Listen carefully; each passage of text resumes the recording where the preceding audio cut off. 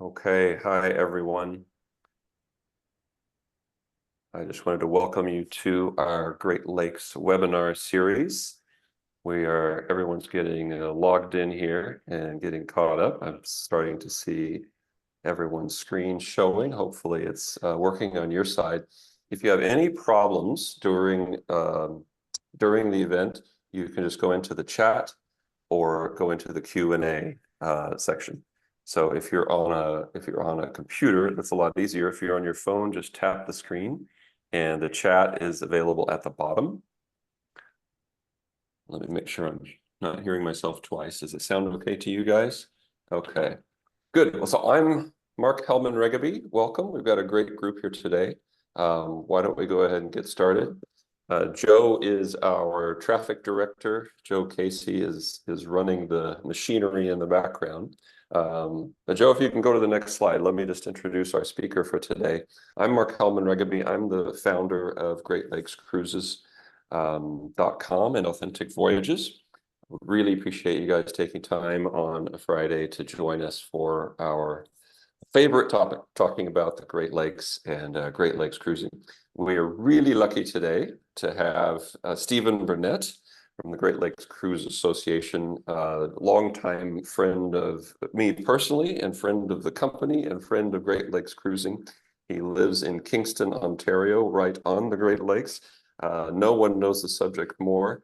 And Stephen, I'll let you say a little bit more about your background as it's quite relevant to the topic today. Thank you, Mark. And if I may welcome everyone too, I think we have guests from the United States and Canada. I think we have guests also from Switzerland, France, and from Italy. So I'll continue in English, but a great welcome to everyone. Thank you, Mark. You said I do live in the Great Lakes. I live close to Lake Ontario in a little town called Kingston. And today we're going to talk about a journey from Halifax, Nova Scotia, outside the Great Lakes, down the Gulf of St. Lawrence into the Great Lakes, which many people have called the last uncruised region of the world. One of the things we're going to do is travel through all of the locks, which are the key to accessing the Great Lakes. I'll tell you, if you want to, not a few notes down here, that 100 million liters of water takes to fill each lock chamber as the ships go in and out the different type of locks. And one of the great joys of this is to see the amazing 1,000-foot freighters which operate in the upper lakes. And there's nothing quite like cruising in the opposite direction and seeing this enormous, marvelous piece of machinery cruise towards you.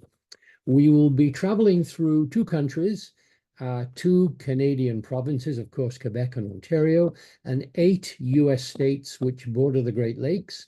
We'll also be traveling through a number of indigenous communities in the United States. They're called reservations, and in Canada, they're called reserves. We will be looking at two political systems, the United States and Canada, two completely different health systems, and a huge cross-border family and friendship that goes on year by year. I also have friends and great family members in the United States. So we are a cross-border organization and a family. And one other fact to just place in your mind is that the Great Lakes actually have a tide, a bit like the ocean. In fact, we think of the Great Lakes as inland oceans, and the tide is exercised by the gravitational pull of the sun and the moon. It's called a diurnal tide. So this is a marvelous region. It has not been discovered by many people, and you're very fortunate to be able to consider taking a cruise right through our 5 Great Lakes. So if I could ask our director, Joseph, to move the slides along, we'll start the journey. Thanks for kicking us off, Stephen. One other tidbit about Stephen is he's a very experienced mariner. And so you'll feel free to ask him detailed questions about actually sailing the Great Lakes themselves. So we wanted to get know a little bit about who's with us today. So our first poll is, what is your level of cruise experience? If you could just click on one of those and click submit, we would love to know which one. So no experiences would be your first cruise, some experience, 1 to 4 cruises so far, or a fair amount of experience, 5+ cruises Also, then the second question is, what priorities do you have when choosing a Great Lakes cruise? Is it cuisine? Is it activities? Is it art museums? Is it nature? Just give us a couple of words, and we'll be interested to hear what you have to say. And I think, Joe, you're probably monitoring the responses as we go. We'll give just a few more minutes if you guys can submit. Joe, how many submissions do we have so far? Yeah, we have almost all of them. 70, 80, 90% of them are coming in. So I'll end the poll in a second and I'll show the responses. Okay, it'll be really interesting. Yeah, let's see the response screens. I'm curious who we have here because we love to know more about you. It's part of our ethos here at Great Lakes Cruises and Authentic Voyages is to figure out how we can be of most service to you. Okay, great. So some experience, 1 to 4 cruises. We've got some very experienced cruisers, 5+ cruisers. Okay, and Joe, if you want to read out some of the priorities for what people are looking for in a Great Lakes cruise.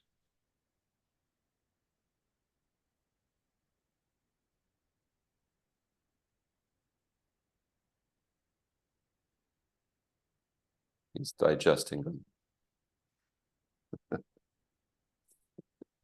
Or he forgot to unmute.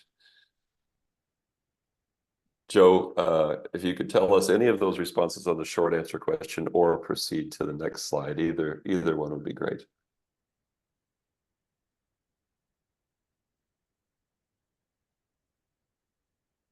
Stephen, can you hear me? I can hear you well, thank you, and I'm happy to be here.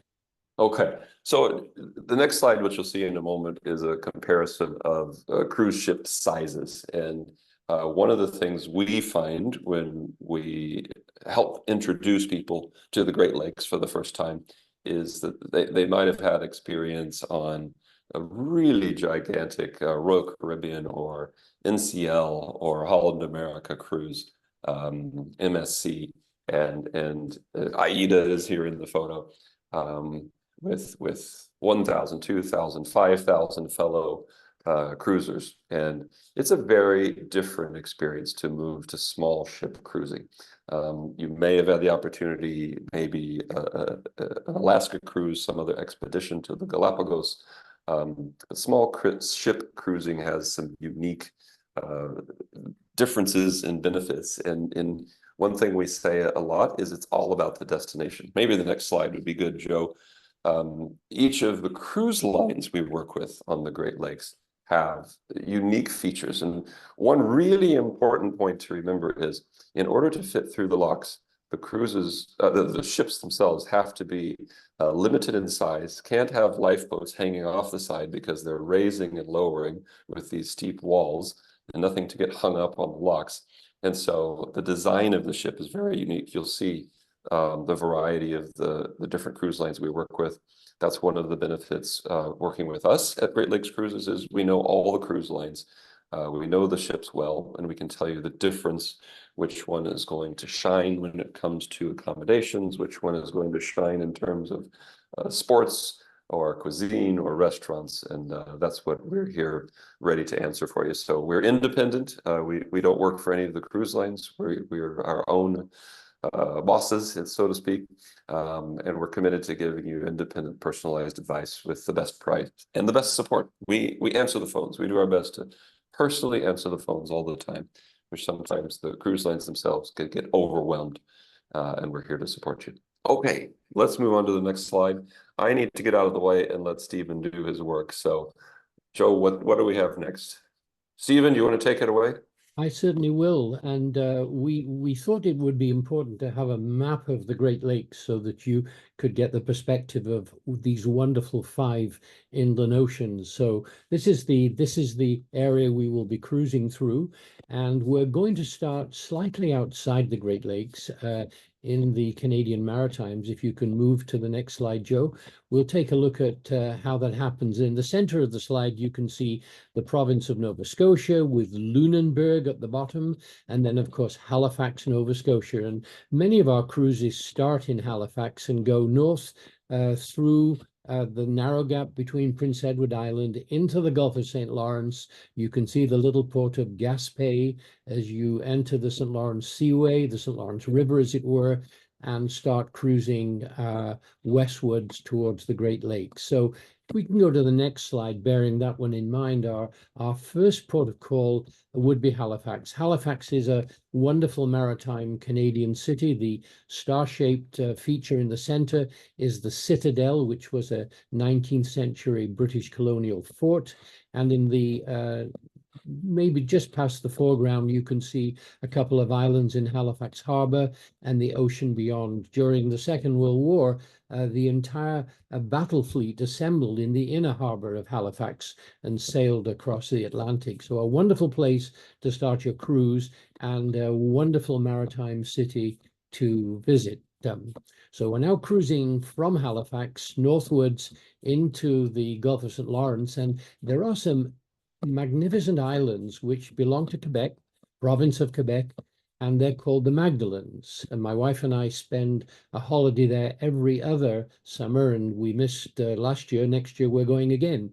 And there are 7 islands joined by little causeways, and it has a very distinct French-Canadian Quebec culture with wonderful food, absolutely wonderful toe-tapping music, and this beautiful sandstone cliffs that ring the island. It's quite a unique place to visit, and many of our cruises call in at one of the beautiful little ports in the Magdalens. So we've now entered the Gulf of St. Lawrence. We're going to turn westwards on our next slide and cruise up the St. Lawrence to a port called Tadoussac. What is important here is it's the entrance to a fjord that goes north from the St. Lawrence River into the hinterland of Quebec. But the most interesting thing is there are 800 whales which permanently live. It's a pod of whales that live right at the entrance and at the confluence of where the St. Lawrence River joins the Saguenay Fjord. The reason for that is that the action of the water coming down from the fjord churns a lot of nutrients up into the water, a lot of good plankton, and of course the whales love to eat that. So whale watching is absolutely marvelous in the region of Tadoussac. So we're going to continue cruising up the St. Lawrence now. We're traveling towards the beautiful Quebec City, which is the only walled city in North America. The castle structure you can see in the center is the Chateau Frontenac. Canada has a number of classical turn-of-the-century hotels dotted across the country. They're mostly chateau hotels, and the Chateau Frontenac is where a number of major World War conferences were held during the Second World War with Winston Churchill, Franklin Roosevelt, a couple of other prime premiers who were talking about the strategy of the war. In the background, you can see the St. Lawrence River stretching off into the distance. And the wonderful thing about Quebec City is you have an upper town where the chateau is located, and then 300 feet below, as you can see in the midground, would be the lower town of Quebec. Just a marvelous historic and atmospheric town to visit. But we're traveling even further west towards the largest French-speaking city outside of France, and that's Montreal, an extremely cosmopolitan city. French is spoken, of course, in the streets, but if you want to speak English, everyone you'll meet will be very happy to engage you in English. Very historic, a number of marvelous architectural features within the city, the St. Lawrence River sailing through the very center, and marvelous food, of course, great eating and great sightseeing in the city of Montreal. So we're going to continue going westwards. We're heading along the St. Lawrence Seaway now, and we talked earlier about the locks being the key to the seaway, and here you can see one of the Viking ships, I think it's the Polaris, entering one of the Great Lakes locks, the Seaway locks. There are 15 of them, a couple of them owned by United States, the rest are owned by and operated by Canada, and you have 100 million liters of water. It takes that to move that ship up and down in the locks, and as they slowly transit into the seaway. The reason we have the locks, of course, is that the seaway was flooded many years ago, and that created an unusual feature, which I think we have coming up in Cornwall, Ontario. and that would be the lost villages. So if we can advance, Joe, and take us to the next slide. Before that, we have an interesting slide talking about the commerce in the Great Lakes. We've moved into the Gulf of St. Lawrence, as you can see. We're traveling through Quebec City, Trois-Rivières, Montreal, and what you will see on this journey are a number of freighters. These are freighters that come from different countries around the world. And because they come across salt water, we call them salties. There is a Great Lakes fleet that never leaves the Great Lakes. They're not salties, but down the St. Lawrence Seaway, if you're cruising on a cruise ship, you will occasionally pass one of these marvelous salties traveling from around the world. And what you're looking at now is the commercial graphic of the St. Lawrence Seaway. So we're continuing westward because we are looking at a region bordering Lake Ontario, and Joe has very kindly put a yellow box around the area where we're cruising. We're traveling out of the St. Lawrence Seaway locks, but we're traveling to an interesting and unusual town called Cornwall, which straddles the border between the province of Quebec and the province of Ontario. It's a bilingual province in many respects, and you can hear a lot of French and English spoken in the streets in Cornwall. But what makes it really curious is that you have just sailed over what we call the Lost Villages. And originally, the St. Lawrence Seaway was a raging piece of water. It had many rapids. They were called the Gallops Rapids. And in order to bring large ships and increase the commerce in the Great Lakes, it was decided to flood the rapids and create a more tranquil stretch of water. And in doing so, they flooded several villages, and these are called the Lost Villages.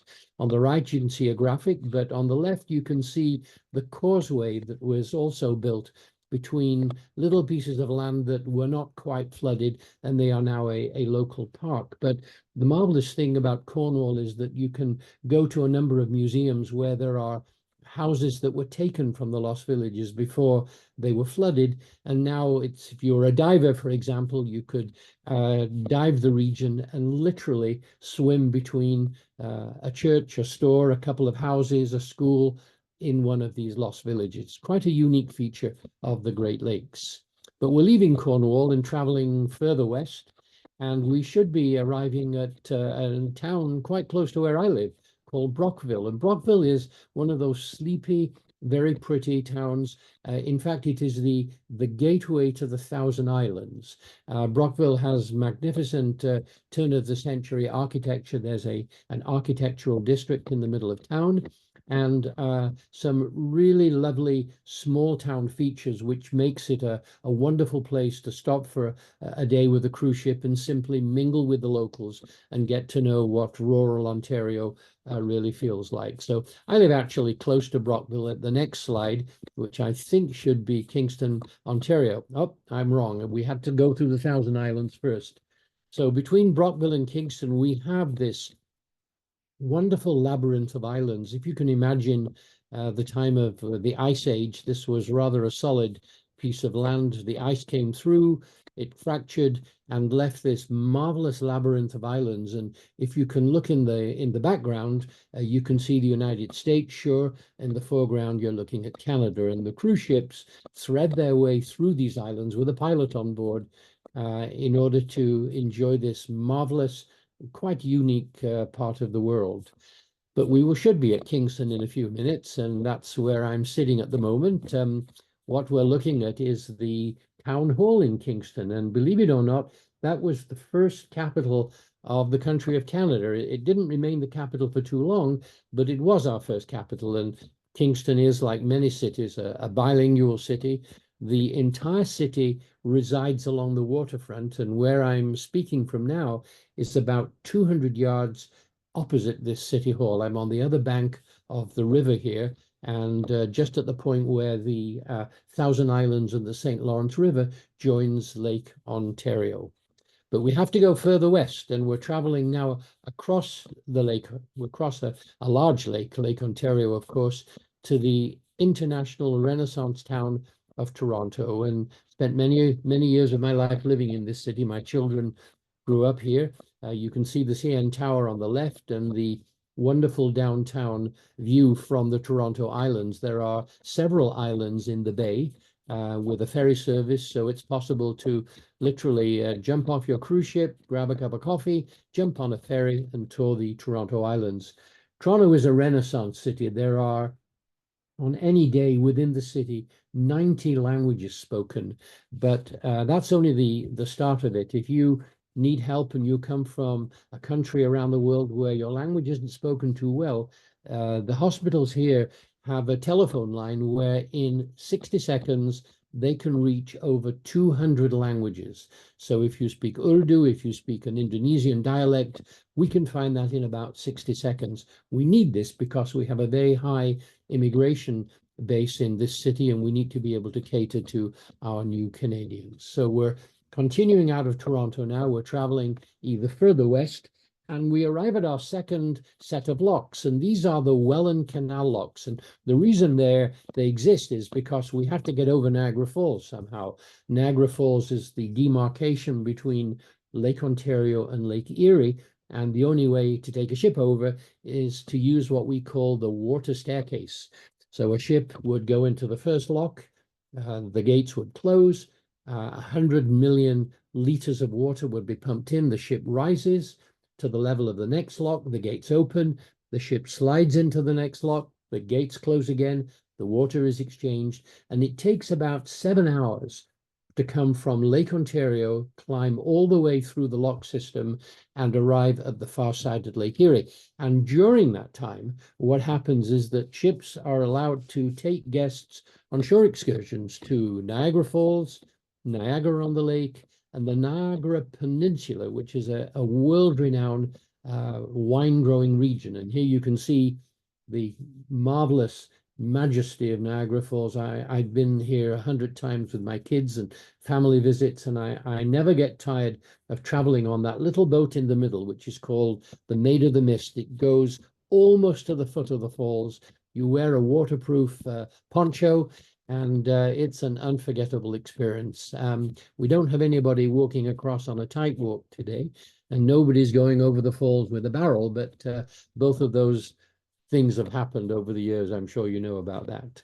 So we have to go westwards, and at the other side of the Welland Canal is a pretty little Ontario town called Port Colborne.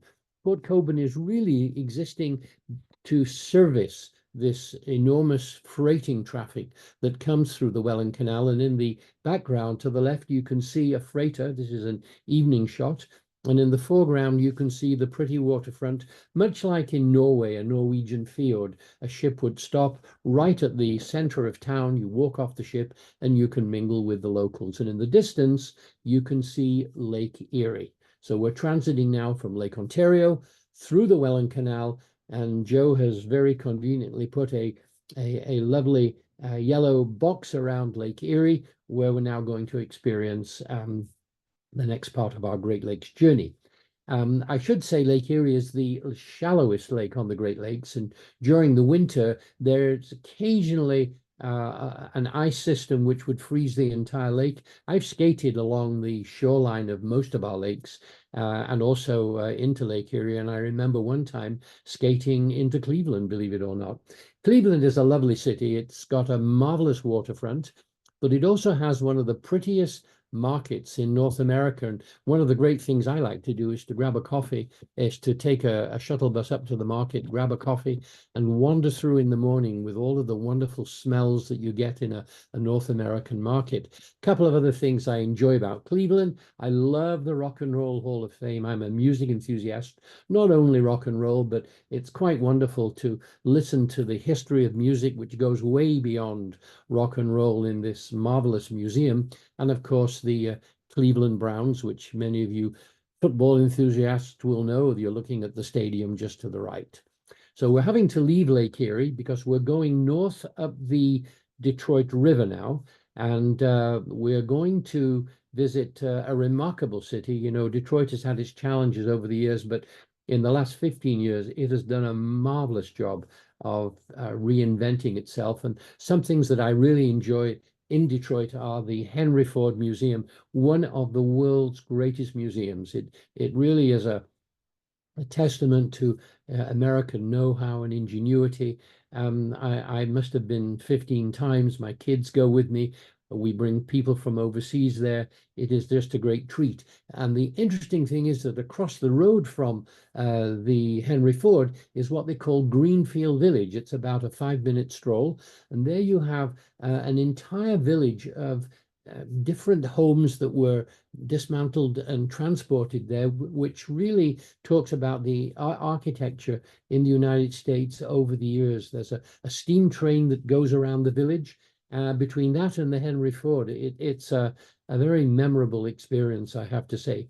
So the Detroit is on the Detroit River, and across the river to the other side, we have Canada and the Port of Cleveland, a different town entirely, not as dynamic, not as large and expansive as Detroit, but a very pretty town and an extremely walkable town. Again, the Port of Windsor is right on the waterfront, of course, so it's possible to stroll off the ship, and in 10 minutes you're in the middle of town, mingling with the locals. Windsor is very close to Pele Island, which has a remarkable wine growing district. And so you can expect to drink some award-winning wines in the area, and also visit one of the War of 1812 forts, Fort Malden. A lot of history and a lot of great agriculture coming into the town of Windsor. So we have Windsor and Detroit on the Detroit River, and we travel north up to the Detroit River and into our upper Great Lakes. So I think I'm going to take a break here and perhaps ask Mark or Joe to ask you what's important in a Great Lakes cruise. Yeah, we want to give Stephen's voice a little rest after he continues chugging along. So this question we asked earlier, the most important to you in choosing a Great Lakes cruise, and we got a few pretty good answers, pretty interesting answers. The first notable one is definitely nature and a new experience. And as you'll see, as we flash up some slides on the next few lakes, that's where the nature really starts to shine through, is on Lake Michigan, Lake Superior, and Lake Huron. So you'll see that in a few minutes. Also mentioned is Niagara Falls, as we spoke about earlier. And Great Lakes Cruises here, Great Lakes Cruises, we will help show you through the different cruise options that you have to make it all the way through Niagara Falls, up through the St. Lawrence Seaway, as was mentioned earlier. Some other points are obviously pricing and a reasonable price across the different cruise experiences, and the different ports and the different locks. So I don't know if Mark wants to jump in and say anything in addition to those. Nice variety. Yeah, I think you guys will be pleased with what you learn from each of these. And price is actually a really great point. That's something where our ability to help you compare price to value and number of days, cost per day, cost per cabin, level of comfort. That's something that Susan and Joe can help with and talk you through once you're ready to engage, and just rely on us one-on-one. We happy to spend time on the phone, send you as much information as we can. So yeah, thank you for that insight, everyone. We'll continue to address what you've told us. So with that, Stephen, shall you take it away to the next ones? Happy to do that. Thanks for all of that great information. So we're traveling north up the Detroit River, and thank you, Joe. We're ringing Lake Huron, but there's a very curious thing happening here. If you look to the right of where it says Lake Huron, there's another large piece of water.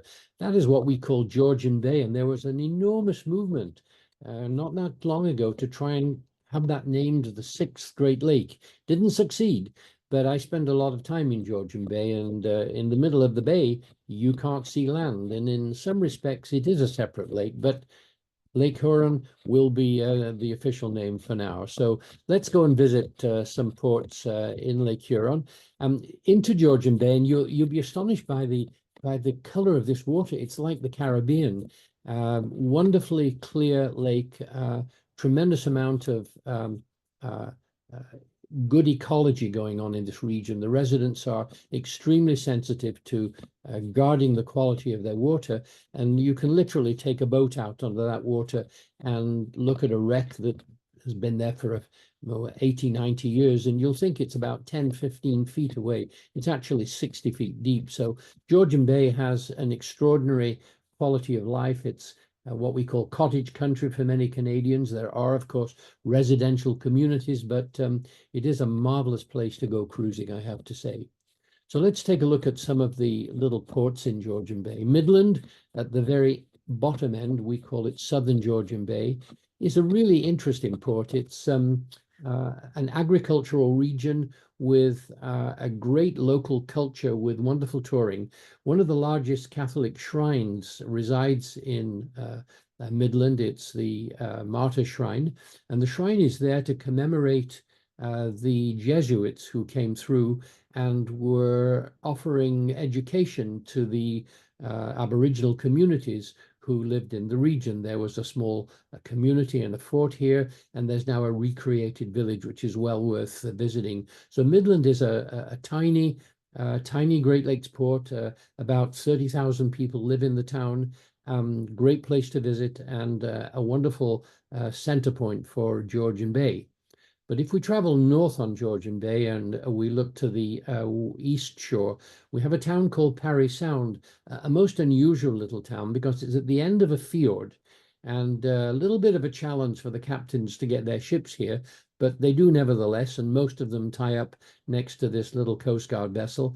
Parry Sound is the center of art for a group of painters called the Group of Seven. These were 7 marvelous painters who were able to capture the stark reality of the 30,000 islands here.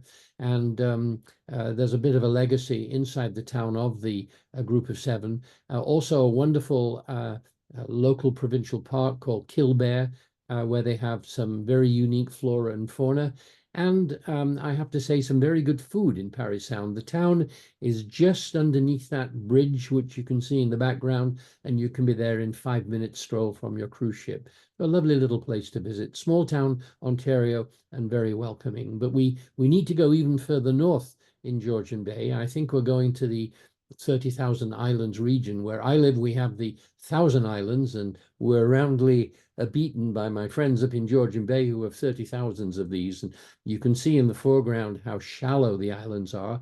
In the middle ground, you can see a couple of cottages. This is cottage country, a vacation home for many Canadians. And in the distance, you can see the vast expanse of Georgian Bay. So, you know, I can understand why people wanted to call this the 6th Great Lake. I mean, you can't see the other shoreline, and in a way that defines an inland ocean. But it is a beautiful region, and one of the astonishing things to me is people get off a cruise ship and immediately get on a sightseeing boat which threads its way through the 30,000 islands. And I was astonished when I saw that, but now I understand a little more about why they do that. It's irresistibly pretty and irresistibly beautiful. We need to go even further. We're traveling north to a town called Killarney, and by road, it's very hard to get to Killarney. You have to go to a town called Sudbury and then head down a 2.5-hour, almost a bridle path to get there in your car. But by ship, it's easy because we can come up Georgian Bay. And this is a vacation community that caters to the maritime community, the boaters. Killarney has 2 beautiful little hotels, but it has enough boat slips for about 1,000 vessels. And so we're able to drop the anchor nearby and go in and visit Killarney, enjoy the community, enjoy hiking in Killarney Park. It's a beautiful provincial park. You can rent a kayak or a small paddleboard. Just a very pretty place, totally out of the way, tiny residential community, but you really know that you're visiting a nature-based area when you go to Killarney. Close to Killarney, we are traveling to an island called Manitoulin. This is the largest freshwater island in the world. So you're in freshwater in the Great Lakes, and it is the largest island anywhere on Earth in fresh water. But what makes it really unique is the fact that it's home to a large Aboriginal community, which is extremely spiritual. And so when you cross the bridge and going to Manitoulin, there is an aura of spirituality, which I doubted when I first went there, but I can attest to it now. It is a very spiritual part of the world, and a wonderful Aboriginal experience. The port is right downtown in a town called Little Current. So the ship stops on Main Street. You walk off the ship and you're 50 feet from the nearest store. Just a lovely, unusual, and nature-based place to visit, I would say. We can go even further north. We're going up to Sault Ste. Marie. And Sault Ste. Marie is really two Sault Ste. Maries. On the east bank of the St. Mary's River, you have Sault Ste. Marie, Ontario, and on the west bank, Sault Ste. Marie, Michigan. They work together. They're great friends. They have a great rivalry. And, you know, as you have twin cities like that, there's all kinds of wonderful dynamics, including a lot of intermarrying, a lot of great friendships, and a lot of great tournaments. So what you have here is the St. Mary's Canal, and a lock that takes you 2.5 feet from Lake Huron through the canal up to Lake Superior. And what you're seeing coming under the bridge is one of those 1,000-foot freighters, bearing in mind most cruise ships are about 350 feet long in the lake. So these freighters are almost 3 times your length, and it's really quite a sight to see them coming down the river. So we're through into Lake Superior now, which we call the Big Lake. If any of you follow the poem of Longfellow, it's called Gitchigumi or Gachagumi, depending who's saying it. And Joe has again put a yellow box around Lake Superior.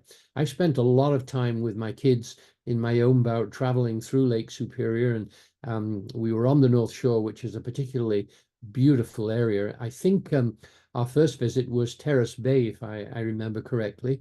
If you can put Terrace Bay up, thank you, Joe. Tiny communities along the North Shore. I don't think any of them have more than 350 residents, but it's a marvelous place to visit for the tranquility, the beautiful nature, and the fact that you can walk off the ship and in 2 minutes be mingling with the locals. Lots of things to do, lots of kayaking, lots of paddleboarding, lots of hiking. So it's essentially a nature-based experience, and I think very worthwhile. Along from Terrace Bay, we travel in a westward direction. We're into the tiny town of Rossport, and I think at the last count they had 275 residents living here. But Rossport is in the heart of the North Shore Inside Passage, protected by a whole bunch of islands. The water is crystal clear, as you can see in the foreground, and a wonderful place to go visiting, kayaking, boating, walking. But Rossport has a very unusual history, because in the last part of the century, an American entrepreneur brought a steam yacht into the Great Lakes to go fishing. We call it a mega yacht nowadays, and it hit a reef and sank. The yacht is called the Gunilda, and I'll spell that, Gunilda. And Jacques Cousteau came in with his expedition ship and pronounced it the most beautiful wreck in the world, because it's in fresh water. It's almost in the state when it's sunk. And you can look at videos and lots of films on the internet, particularly YouTube, to look at the Gunilda. And often when cruise ships are there, they cruise nearby and they put a reef in the water to commemorate the sinking. So Rossport has a neighbor just a little bit to the west called Red Rock. And Red Rock, Ontario used to have a very, if I may say, stinky paper mill, but it ran its course. It was dismantled, and it's now a beautiful little community with a wonderful interpretation center, which is run by Parks Canada.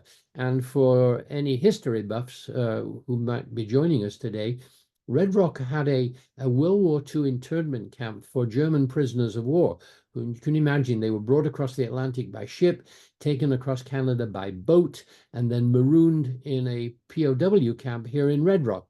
And if you go into the Parks Canada Interpretation Center, you can see a lot of the photographs and the writing and the commemorative plaques built by those POWs. Lovely little place to visit. Very tiny community, 350 people, very, very welcoming. If we go a little bit further west, we have perhaps the most unusual sightseeing feature maybe in the whole Great Lakes. So you're on a Zodiac. You can see the black Zodiac inflatable boat in the foreground, but you're looking at 2 big shafts that are sunk into the Big Lake, into Lake Superior. These go 1,000 feet down into the lake, and what they were was the world's most valuable silver mine. More silver came out of these 2 shafts than the entire amount of silver in South America, an enormous amount of silver mining. And to do that, they created a dam, which you can see the remnants of in the middle ground here. It's called a coffer dam, which surrounded the island. And once they'd done that, they brought in some steam pumps, pumped all the water out, and 150 men were down each shaft 1,000 feet into the earth mining the silver. Well, what happened one day is that the barge coming from Thunder Bay failed to arrive. They ran out of fuel, the pump stopped, and unfortunately the water came back in. Nobody was hurt, but since then the mine shafts were flooded. But the story is remarkable, and if you're on a cruise ship traveling in this region, this is what you're going to experience. You're just a short cruise away from the largest town in the region, which is called Thunder Bay, so you're not too far away. Thunder Bay is the largest town in Lake Superior. It is as I've had the correct description, the largest community in the world on the edge of wilderness. You have 110,000 residents in this very metropolitan town. And just north of Thunder Bay, you have wilderness, and that continues until you get to the Arctic. So what makes Thunder Bay so famous is that it used to be the end of an expedition route and a fur trading route where fur traders would come from all over the United States and Canada at the turn of the century to trade their furs at a fort, which is called Fort William. So we have a fur trading history. And the other thing that makes Thunder Bay more modern is that it has the largest grain terminals in the world. And so you have grain coming from the American Midwest and the Canadian prairies, loaded into the terminals at Thunder Bay and transported on freighters to be taken around the world. Thunder Bay was looking for a motive, something that it could use as a logo. And somebody came up with this marvelous idea to stand in the port and look out over the lake. And they saw what they thought was a sleeping giant. And if you use your imagination, you can see the head of the giant on the left and the body to the right. And so the sleeping giant is the mountain, which is at the end of the peninsula, which connects Thunder Bay to the big lake. And that became the motif for this wonderful Northern Ontario town. Not too far from Thunder Bay, across the US border, we have one of my favorite towns, which is Duluth, Minnesota, the home of Bob Dylan. Duluth is famous for its iron ore. North of Duluth are huge deposits of taconite and iron ore, which are brought into the city, into freighters, and then they're taken around the world. But Duluth has some of the finest rail museums that I've ever seen anywhere. It has two wonderful museums called the Depot, and it also is home to what we call the flyaway, where raptors coming down from the Arctic, migrating to the south, stop because they can't figure out how to get across this lake, so they flutter around at the hill at the foot of, that dominates Duluth. And it's a wonderful place to go raptor viewing. There's an excursion that takes you up there. A lot of stuff to see and do in Duluth, Minnesota. So we're now really completing our journey around Lake Superior, and we're heading to the All-American Lake, the Lake Michigan. I think our first visit, though, is to Mackinac Island, and that is arguably the most visited place on the entire Great Lakes itinerary. It's an island where there are no cars. Well, that's not quite true. The police chief has a car and the fire chief has a car, but every other piece of transport is either a bicycle, as you can see, or by horse-drawn carriage. And that one of the beautiful things about Mackinac Island is it has more Victorian buildings than anywhere else in North America, and the largest wooden-built Grand Hotel in North America too. It's just a very pretty and an atmospheric place to visit, well worth taking in on your itinerary. So that's at the north end of Lake Michigan, but we're traveling south through the American Lake to Green Bay, which many of you may know for the Green Bay Packers. And one of the great things to do there is to take the Packers tour, which takes you into the center of Lambeau Field. You're right in the middle of the field, usually with an ex-Packers football player. And they talk about the history of the town, the history of the Packers itself, and the reason that Green Bay is there as a wonderful active shipping port and a transshipment port.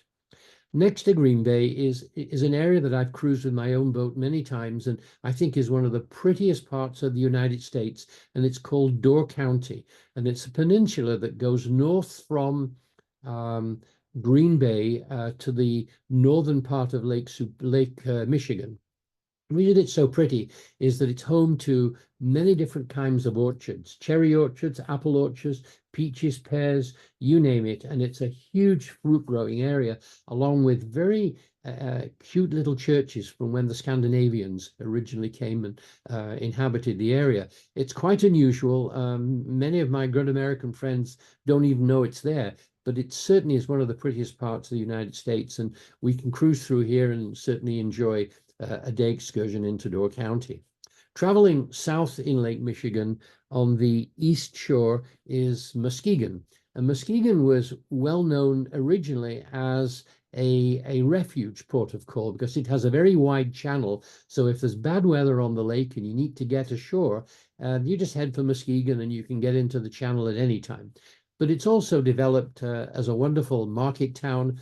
It has a culinary institute, a number of wonderful museums, and a couple of interesting World War II artifacts, a museum ship, a submarine, and a landing craft, both of which participate in World War II.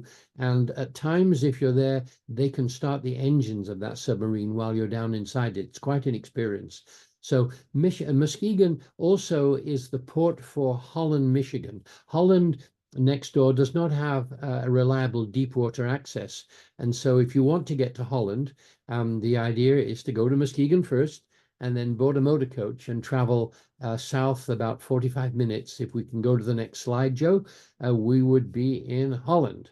Now you'd be excused if you thought you were actually in the Netherlands, but you're not. But they have a lot of active windmills here, of course, fields and fields of tulip, and a wonderful, cute downtown that's a little bit reminiscent of parts of Harlem. I've traveled to Holland, Michigan a number of times. I've also been in Harlem, and if you blink twice, it kind of looks a little bit like Harlem, but you are actually still on Lake Michigan. So we're looking at the east side of Lake Michigan, and we're now going to go to the west side, where we have, I think if we can go to the west side, we have Milwaukee. And of course, Milwaukee is known as the brewer's paradise. It has more breweries and microbreweries there than anywhere else in North America. It's also the home, of course, to Harley Davidson. But I enjoy Milwaukee because it's a walking town. And I love strolling out of a port and being able to walk at my leisure, stop in a little cafe and have a coffee, read the paper, and say hello to some of the locals. And Milwaukee is perfect for that. And it has a great marine facility. And so it's become very popular with visiting cruise ships. South of Milwaukee, of course, is the great big windy city of Chicago. I have relatives here and I have friends here, and I've done a lot of traveling through Chicago. I've taken tournaments there and I've competed in Chicago. I really enjoy this city for many reasons, not least of which is its dining. Chicago is used as the terminus point for many cruises, and a popular route is a 10-day cruise between Toronto and Chicago. You start in Toronto, you end in Chicago, but you can also start in Chicago and end in Toronto. And it has become a very strong component in our Great Lakes cruise program. So we've traveled from Halifax, Nova Scotia, up the Maritimes into the Gulf of St. Lawrence, through all of our Great Lakes, and we've ended up in Chicago, the Windy City, a wonderful culinary center. And I feel quite nostalgic at this point because I need to get back on a cruise ship. Can I ask you to take over, Mark, and talk about who you're selling nowadays? Sure, happy to do it. Thank you, Stephen. What an amazing whirlwind tour.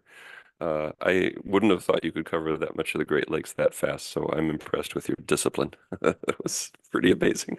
Yeah, just to give you all an overview of who we work with. Like I said, we cast a wide net. We want to cover everyone possible for you, from Victory Cruise Lines and Pearl Seas to Ponant, the French line, and Viking, who is worldwide, known for river cruising, now expanding.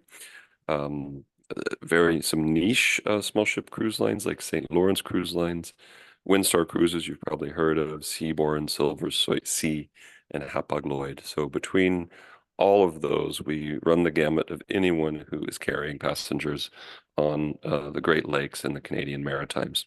So that's our goal, is to provide education and get you the best deal possible. and that's why we work with everyone. We're not beholden to any one cruise line, so we can give you independent advice and also advocate for you to make sure you get the best cabin for your money. Sometimes we know tips and tricks and secrets for getting what you need out of your experience.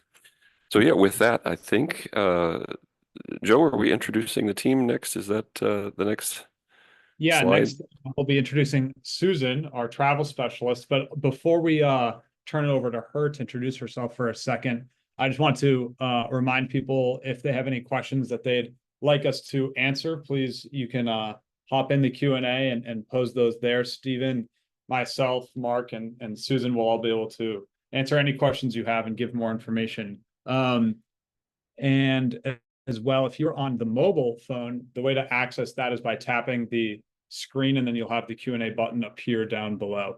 So let me throw it over to Susan to introduce herself, and we can continue.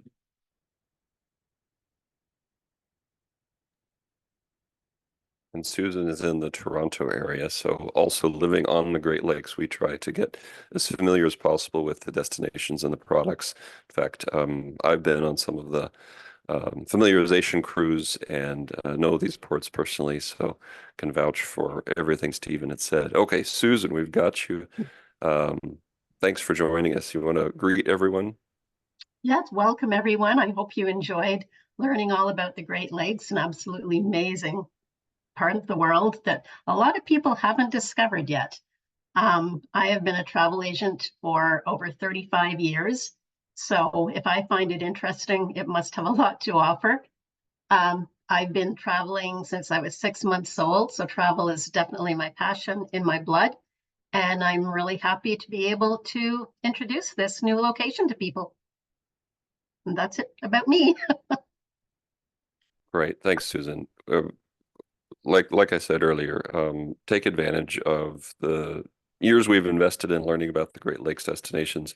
Happy to talk through the pros and cons of the choices between the different cruise lines, the different itineraries, because they really do vary. It's such a vast region, it's hard to cover everything.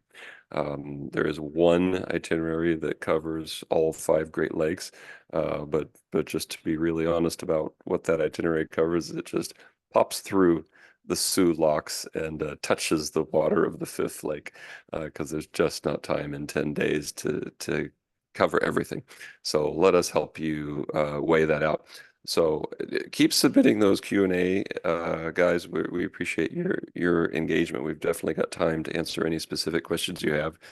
We've got one from Nancy. Thank you for submitting. Whether it's possible to get a copy of the slides. We do post the video, the recording of this webinar, and we can send a link out to all participants after the fact. If that's okay with you, it'll include the audio. That way you can remember what Stephen said, and also revisit the topic with Joe or Susan as well. But yeah, just click that Q&A button. If you're on a mobile phone, tap your screen once to see the buttons appear on the bottom, and feel free to ask any other questions. Joe, do you have other questions that you want to cover while we're here together? Yeah, I have one that was sent to me about shore excursions and how shore excursions operate on the Great Lakes, and just a sampling of what those look like. I'm not sure if Stephen or Susan would best be able to speak through those. Stephen used to run lakeshore excursions, so Stephen, if you're online, I think you or Susan would cover it better than I could. Yeah, I'd be happy to do that. Could you just confirm my microphone is working?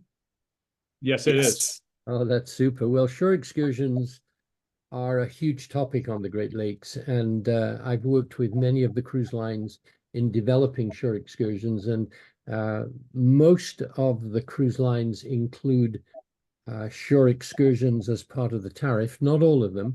And some of the cruise lines include a basic shore excursion, and they sell an enhanced version if you want to go into the topic deeper. Generally, they will have an expert traveling on board, usually someone that understands the difference between the dynamics of the two countries. How do things work in Canada? How do things work in the United States? What are the differences? How do the provinces compare with the US states? But also on the shore excursions, they try to offer an in-depth perspective of the town and the community you're traveling through, so you can very quickly get a flavor for what happens in the region. Why do people live here? How do they make their living? What's the local politics? What's the healthcare situation? Is there any conflict? Are there any fun facts? And for those that want to experience a nature-based shore excursion, there are always the opportunity to go into the hinterland and, for example, on some of the excursions, visit a number of rural areas where you can get a sense of how people live and work in a farming community. We don't actually visit farms anymore because that tends to be a bit of a red flag.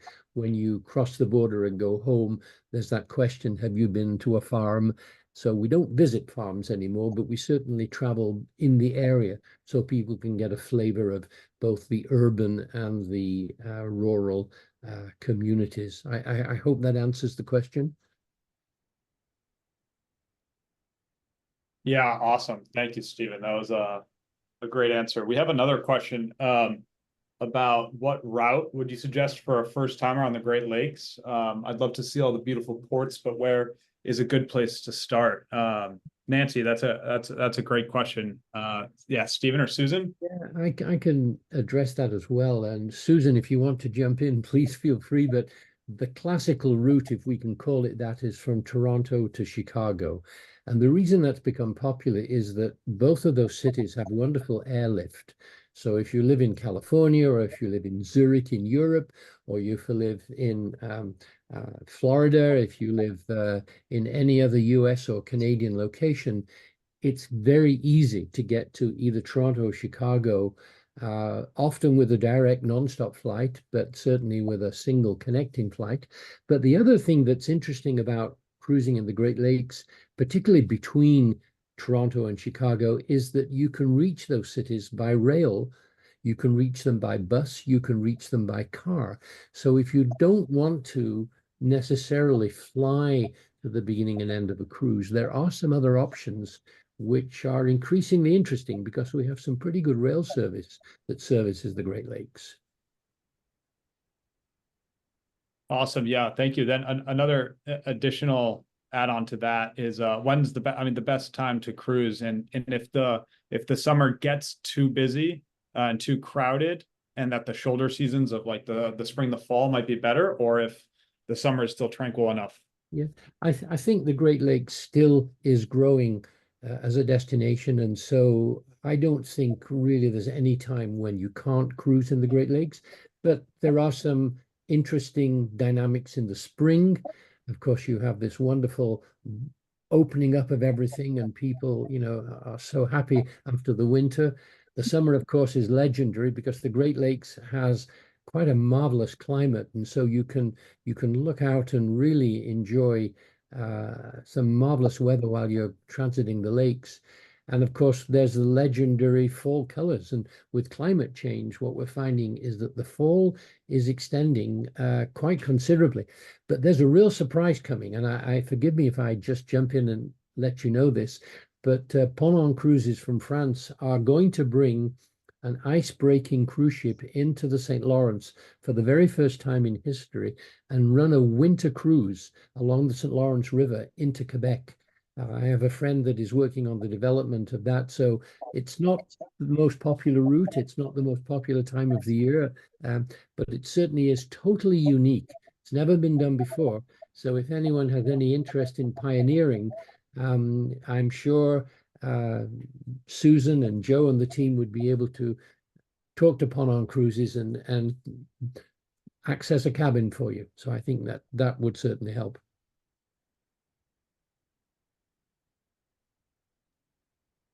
Awesome. I think with that, we are out of time, and we have just answered all the Q&A questions. So to close, I will flash up the last slide, which is just our team here at Great Lakes Cruises. I'm in the bottom right. You met Susan in the top right. earlier. Mark's been speaking through this, and Braden has been in the background making sure everything is going smoothly throughout the last hour. So without further ado, I don't know if Mark or anyone else has any other final words to send off, but thank you for joining us. We had a great crowd this afternoon, and hopefully it was very helpful for all our attendees. Thanks for sticking with us, everyone. And a special thank you to Stephen as one of the best resources we have, and your love of the Great Lakes shines through in everything you do. And also wanted to mention that Rachel Friel on our team is listening in as well. So we've got a big team to support you all, and look forward to helping you make the most of your time on the Great Lakes if we can. Thanks for the opportunity, and call, email, or text us anytime. We'll do our best to make sure you get booked on the right cruise. So with that, one other note, we will be sending out via email a link to the video of this recording of this webinar. Several of you had asked for how to share it with friends. So we look forward to it, guys. Thanks again for joining us. Have a wonderful weekend.